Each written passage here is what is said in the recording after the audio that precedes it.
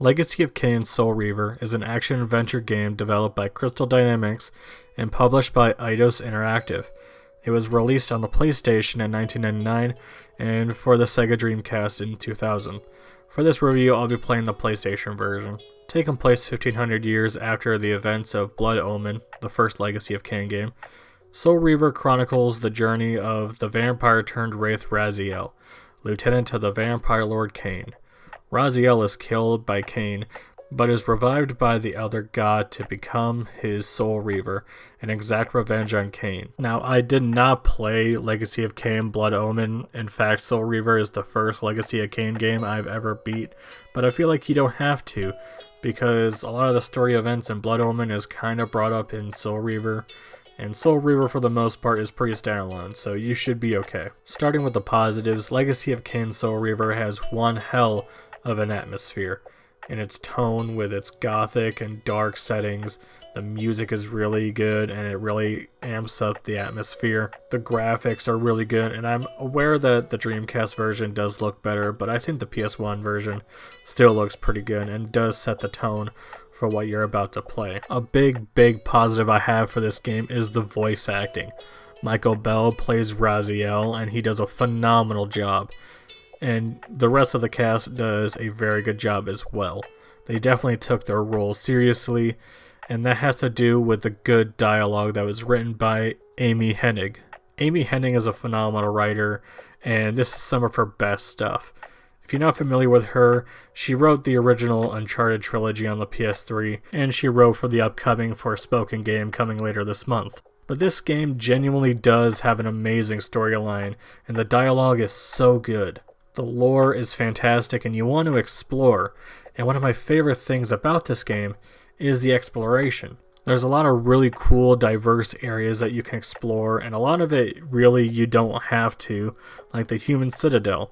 It's such a unique area in the game because a lot of this is filled with vampires and different monsters, and when you go into the town, you agree with a bunch of humans. Some will attack you depending on the respect that you get. But it's so fascinating going through this town, just wondering how they survived with all these vampires and monsters. I can easily kill them with one swipe. And it's really interesting that that's just an extra content type of area that you don't really have to go. And in fact, it would be really interesting to know how many people actually went to that area when they played this game for the first time.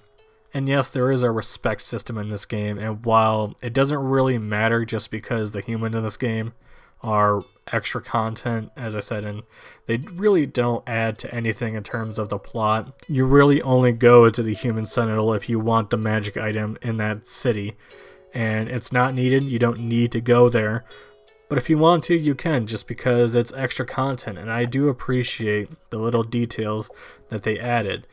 And while the respect system could have been taken out of this game and nothing would have changed, I still appreciate the fact that they added it in just because it's a cool idea. Another really cool thing about this game is shifting between the material realm and the spectral realm. When you're in the material realm, you can switch to the spectral realm at any time, but if you want to go back to the material realm, you'll need to find a blue magic circle that'll let you transfer, and you have to have enough energy for you to be able to transfer. But when you're in the spectral world, nothing can move, and when you switch, it just feels very eerie. Everything's dark and blue, and a lot of the platforms shift between the realities, and it's really awesome, and it makes puzzle solving in this game so much fun. And I gotta say, this game has a ton of puzzles, and it may bother some people, but I find the puzzles in this game so rewarding to figure out on your own, and they're just a lot of fun to solve. There may have been a bit too many block puzzles for my liking, but overall I found the puzzles to be satisfying, and switching between the spectral realm and the material realm was so cool. And while I do love the story and the atmosphere and the voice acting, there's a lot of things I do like about this game, but unfortunately, the thing that's holding it back for me is that it's a clunky mess. Now I get it. This is PlayStation 1. And maybe things are a bit dated by today's standards, but I don't know, man. The controls in this game, I'm not a fan of. First of all, you can't even move the camera with the other thumbstick. You gotta use L2 and R2, and personally, I'm just not a fan of that. It makes things super awkward. Jumping is fine and gliding is fine. Swimming is okay, but when you're trying to get out, you have to press L1 and X to do a super jump out of the water. And it's like, can't I just grab onto the ledge and just move myself up? One of my biggest problems with this game is that it's incredibly easy. All of the enemies are super weak, and it takes either 2 or 3 hits before you have to impale them to completely kill them. Now, it is cool that if you do impale them with a spear, you have to swallow their soul, because if you grab this sphere, they can pop back up. But fighting them is just way too easy.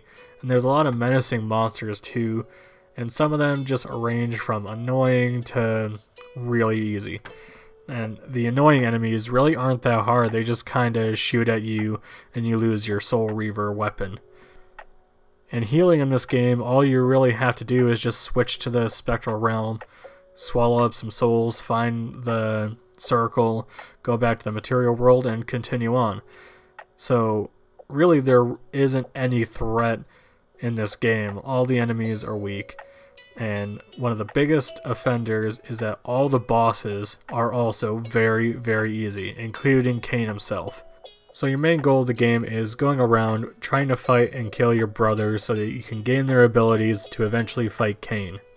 The first boss that you beat, you'll be able to go through cages in the spectral realm. One boss will allow you to swim after you defeat him in a very easy way. And that's just my main gripe with the enemies, is that they're just too easy. And Kain himself, the final boss, is insanely easy. Honestly, the hardest part about this game is not knowing where the fuck you're going, because this game doesn't have a map. And I'll be honest, I had to use a guide to get through this game. I wish I didn't have to do it, but I had to do what I had to do to get this game done. And while I do appreciate exploring this game, finding different locations to get some spell or some other items that I might need, I wish there was a map or some way to let you know, hey, this is where you're supposed to go if you just want to complete the game. Maybe a little radar on the corner, something like that. My final negative for this game is that the ending was super anticlimactic. I won't spoil it for you, but I was super disappointed with this ending. Overall, Legacy of Kain Soul Reaver has a lot of things going for it, but unfortunately there's just a lot of stuff that bogs it down for me personally. Now, I definitely do recommend you give it a shot because, hey, maybe this could be a game that you end up really liking. And despite me being negative, there is a ton of potential for this franchise to return, and I would love to see this game be remade. It would be awesome. Let me know down below if you played any of the Legacy of Kain games. Is this your favorite one? And what do you think of a remaster of Soul Reaver? I think it would be pretty cool, but let me know down below, and I'll see you next time. Big thanks to Miasma Senpai, Warp8, and Ash the Man for supporting me on Patreon.